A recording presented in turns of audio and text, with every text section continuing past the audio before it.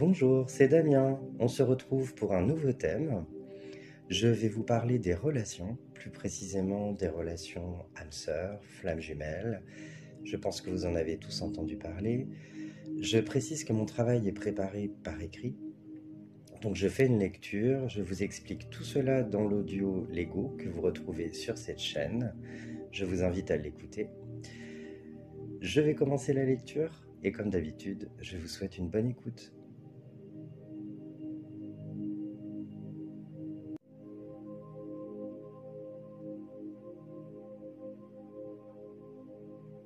En tant qu'âme incarnée, nous sommes tous reliés au niveau du cœur, à la source, et nous avons tous un désir d'amour intense. Seulement, nous le cherchons bien souvent dans les relations avec les autres. En vérité, ce dont nous avons besoin se trouve à l'intérieur de nous. C'est notre nature divine qui ne fait qu'un avec l'amour inconditionnel. Quand nous faisons l'expérience de cette part de nous, tout devient alors plus facile et léger, car nous sommes à l'unisson avec nous-mêmes et n'avons besoin de rien d'extérieur pour nous sentir bien. C'est là que nous formons une unité à part entière et que nous nous sentons reliés à toute chose de manière plus intime. Il n'y a en fait pas de séparation, car nous sommes tous un dans notre partie divine et chaque un a un espace intérieur qui est relié à tout ce qui est vivant. L'amour en nous est donc capable de voir l'autre exactement tel qu'il est, ainsi que de faire l'expérience de la beauté qui y est présente. De cet espace de notre cœur, nous pouvons aussi entrer dans une connexion égale et équilibrée l'un avec l'autre. C'est là que nous reconnaissons la divinité en chacun, sans perdre de vue notre humanité. Dans nos relations, nous avons souvent tendance à projeter sur l'autre une image, à le voir de manière très personnelle, et à vouloir qu'il soit comme nos yeux et comme notre cœur voudrait qu'il soit.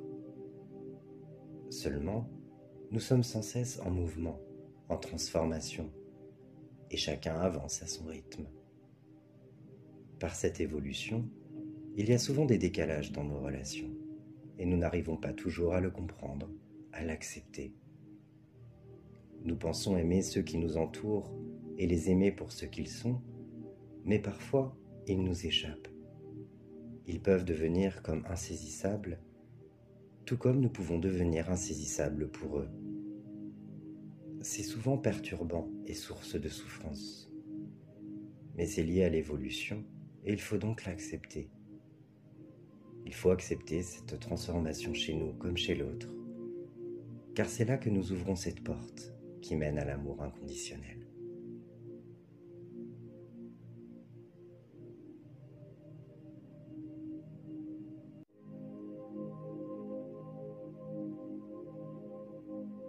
Je partage avec vous l'histoire d'une rencontre. C'est un alchimiste. Il a les vibrations et le discours d'un grand maître. Il a aussi cette innocence, cette pureté dans le regard, comme ceux des enfants. Lors de notre rencontre, j'ai tout de suite ressenti ses failles et sa fragilité. Je suis tombé en amour, c'était au-delà de l'humain. J'étais connecté partout, à tout, pendant plus d'une semaine après l'avoir rencontré. Je me suis relié aux plus belles parties de moi et tout s'est révélé pleinement. J'étais dans un amour à en brûler. Tout était absolument magique. Le lendemain de notre rencontre, il m'a dit au revoir et m'a pris dans ses bras. Je n'ai pas compris sur le moment, mais j'étais dans une telle reconnaissance que rien ne pouvait m'affecter. Un oiseau s'est posé sur le rebord de ma fenêtre juste après son départ. Il me regardait fixement, m'a salué avec son aile, puis s'est envolé, comme lui. Nous parlions du langage des oiseaux la veille au soir. J'aime son côté explorateur sur le plan physique. Il veut éclairer la matière et la transformer. Je suis plutôt voyageur, mais dans le monde de l'esprit, avec cette envie d'élever les consciences. Ce que je retiens, c'est son regard et son sourire, le plus beau du monde. Quelque temps plus tard, il m'a dit qu'il ne se sentait pas prêt à s'engager. Il a été clair et transparent. J'avais cette envie de le revoir et d'apprendre à mieux le connaître. Mais j'ai accepté et je suis revenu en mon centre. J'avais assez d'amour en moi et autant pour lui pour continuer d'avancer, sans lui à mes côtés. Quelques semaines après notre rencontre, et après lui avoir apporté mon aide sur une relation passée dont il avait du mal à faire le deuil, il m'a offert un livre. Les mots sont des fenêtres. Dans toute sa sagesse, il a laissé son empreinte et a glissé quelques mots. Cher Damien, voici un livre qui m'a permis de me transformer. La paix et l'amour, aspiration naturelle de chaque être, s'expriment par la communication. Ce livre ne te fera pas voyager dans le monde subtil, mais plus qu'un voyage, il te permettra sûrement de t'enraciner pour, comme un chêne, venir toucher les cieux. Je t'embrasse bien fort. À travers lui, j'ai pu embrasser cette unité à l'intérieur de moi. Et même si la vie est telle que rien n'est permanent et que je pourrais parfois m'en éloigner, je sais que cet amour absolu se trouve en moi et que je pourrai toujours m'y relier, avec ou sans lui à mes côtés. Il y a bien des âmes qui ont un lien particulier, même si nous sommes tous reliés au niveau du cœur. Si vous ressentez un amour très fort pour quelqu'un du plus profond de votre âme, si vous sentez qu'il y a un lien, mais qu'il n'est pas sur la même fréquence que vous, revenez dans votre centre. Prenez du recul et laissez l'autre vivre ses expériences. Embrassez l'unité à l'intérieur de vous.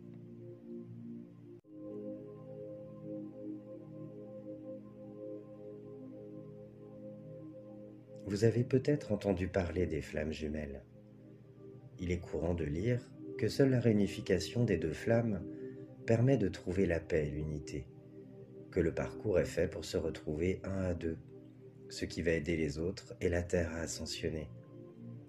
En ce sens, cela ne fait que créer inconsciemment une division intérieure, une dépendance à l'autre, tout ce dont on doit sortir et qui est propre à la matrice et aux énergies de l'ombre.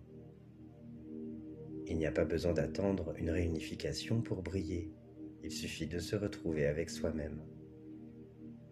Nous n'avons pas besoin de quelqu'un pour être complet, pour ressentir l'amour inconditionnel et reconnaître le divin en soi.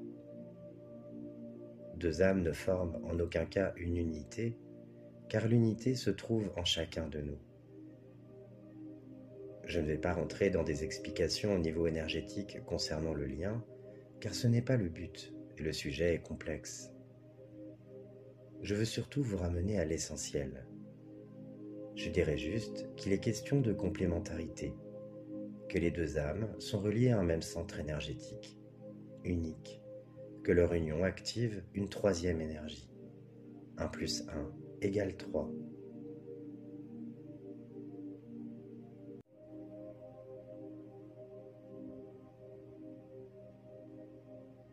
Il y aurait beaucoup de choses à dire sur le sujet. Et je ne dis pas qu'un lien flamme jumelle n'existe pas, l'ayant expérimenté. Mais la méthode utilisée par certains thérapeutes est à l'envers. Cela peut être problématique car beaucoup s'y perdent. La notion de flamme jumelle peut aussi nourrir un certain fantasme et attirer souffrance et éloignement de son propre soi. Car beaucoup voient les flammes jumelles avec une vision du mental et de l'illusion de l'ego, comme une moitié qui va les combler. Aussi, les personnes qui sont dans une relation de dépendance affective idéalisent leur relation en s'imaginant qu'elles sont dans ce type de relation. Comprenez que dans une relation de flamme jumelle, l'autre ne veut pas nous faire de mal. Il ne cherchera jamais à nous humilier ou à nous blesser. La rencontre ne se fait que quand les âmes sont prêtes, quand l'être incarné a atteint les niveaux supérieurs de sa conscience. La relation flamme jumelle est un lien sacré et est toujours basée sur le respect. Cependant, il ou elle pourra mettre en lumière nos propres blessures d'âme pour nous permettre de les transcender et nous élever davantage. La relation amoureuse n'est pas toujours la finalité, tout du moins dans cette vie. Il y a aussi des flammes jumelles qui viennent nous aider à libérer ou à révéler quelque chose et qui ne sont pas prêts ou prêtes à s'investir.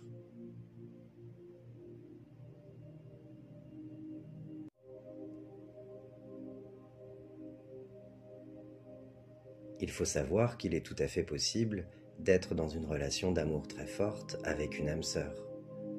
À ce sujet, beaucoup parlent de l'âme sœur comme d'une rencontre amoureuse. C'est ancré dans l'inconscient collectif, le fameux mythe du prince charmant.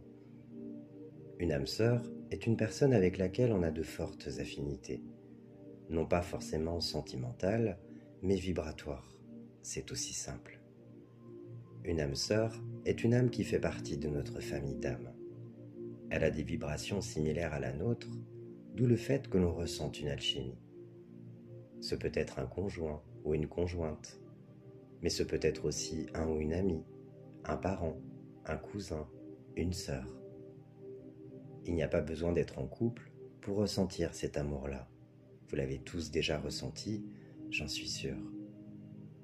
Il est donc important de faire preuve de discernement et de ne pas tout mélanger concernant ces notions.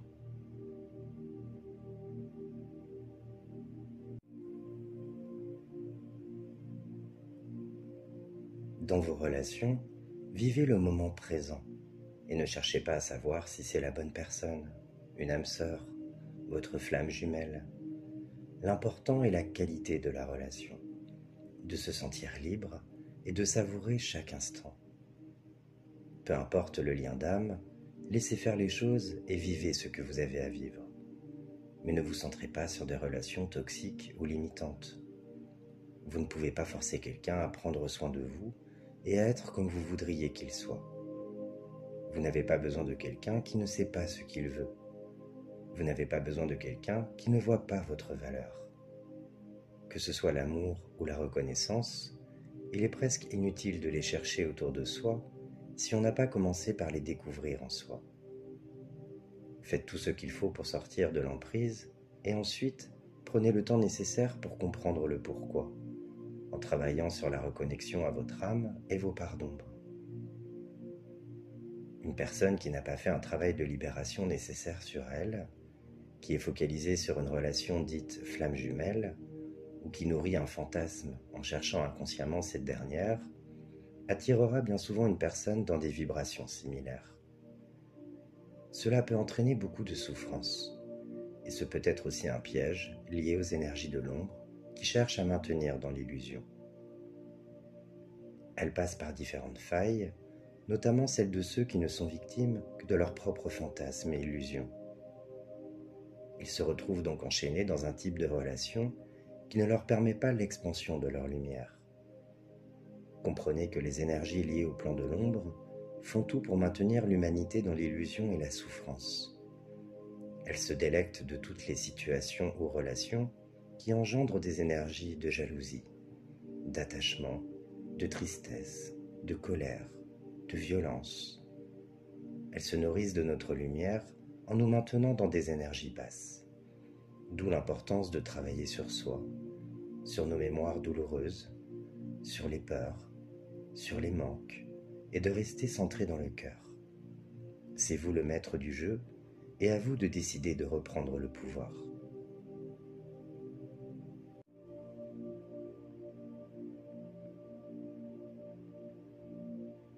Toutes nos relations nous aident à découvrir plus sur nous-mêmes, à transmuter pour mieux apprendre à nous aimer.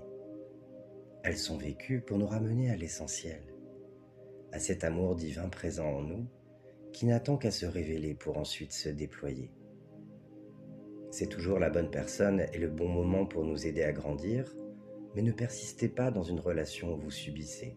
Vous êtes en train d'attendre, d'espérer et de vouloir un changement.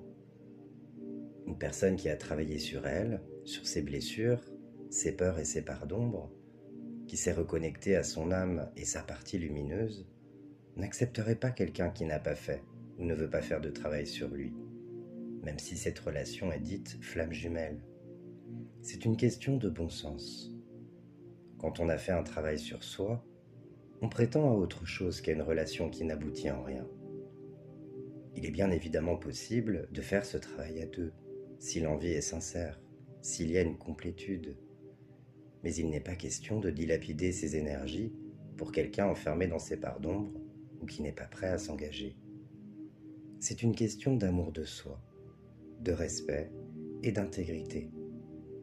Essayez tout du moins de prendre le recul nécessaire, en restant bien centré sur vous, plutôt que de ne vouloir chercher à vibrer qu'avec elle, même s'il y a un amour très fort ressenti. Lâchez prise et revenez vers vous dans toute la compassion et l'amour que vous méritez. Vous comprendrez que nulle autre personne que vous-même n'est essentielle à votre bien-être.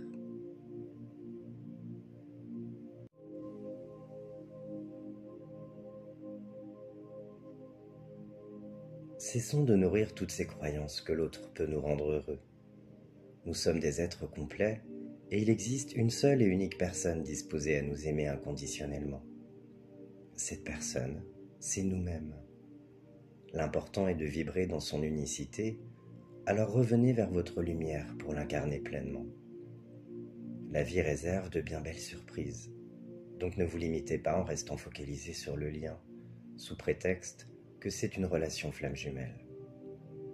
Comme je vous l'ai déjà dit, certaines personnes sont destinées à passer dans notre vie, mais pas forcément destinées à y rester.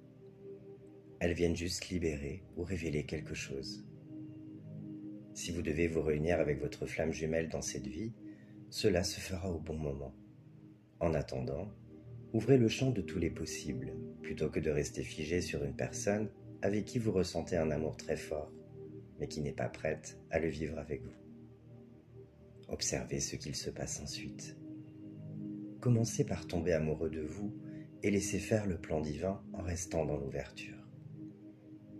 Cette ouverture à d'autres possibles est importante, car sinon, vous vous limitez dans vos pensées et votre champ d'action.